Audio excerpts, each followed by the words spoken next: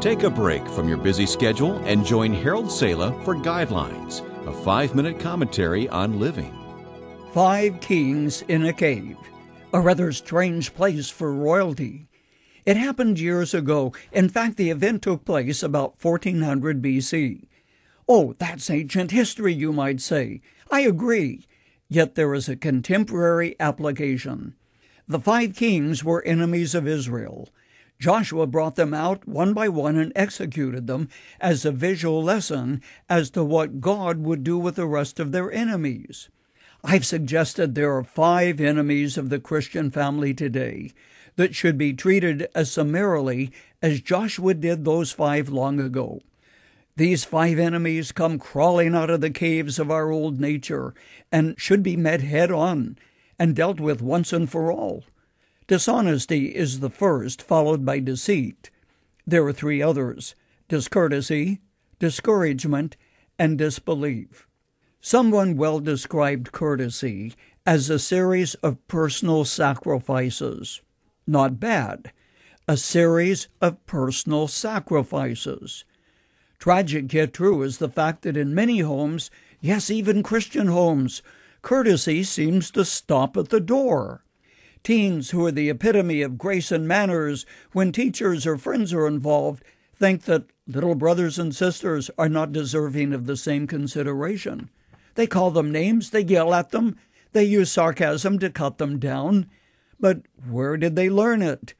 Without realizing it, they probably picked up the habit from parents or friends. Sometimes we think that the family is a special breed, the kind that is not deserving of common courtesies. Years ago, the Apostle Paul penned a letter to families.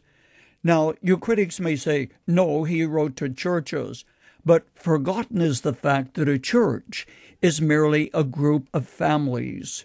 To families in the church at Colossae, Paul wrote these words: "Therefore, as God's chosen people, holy and dearly loved, clothe yourselves with compassion, kindness, humility, gentleness, and patience.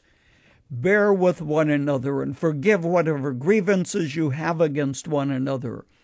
Forgive as the Lord forgave you. And over all these virtues put on love, which binds them all together in perfect unity." Paul had to be thinking of families when he wrote those words, because he followed them with specific instructions to wives, husbands, and children. And there you have the components of a family. Courtesy is no less than a series of small personal sacrifices. Instead of me first, it is the other first, and your personal ambitions and desires take second place. The next time you are tempted to set courtesy aside, don't forget that all it takes to learn courtesy is for you to be willing to set your own personal rights aside just once in a series of personal sacrifices. There's another enemy of good family relations that should be met and dispatched. It is discouragement. Webster defines it as that which causes one to lose heart. It always precedes the collapse of a marriage. One event leads to another, and you soon think, what's the use anyway?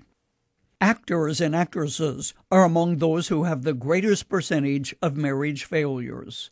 When actor Robert Mitchum celebrated his 30th anniversary, a friend asked how he could make it when most of his friends had been married many times. Mitchum replied, "Mutual forbearance. We have continued to believe the other will do better tomorrow."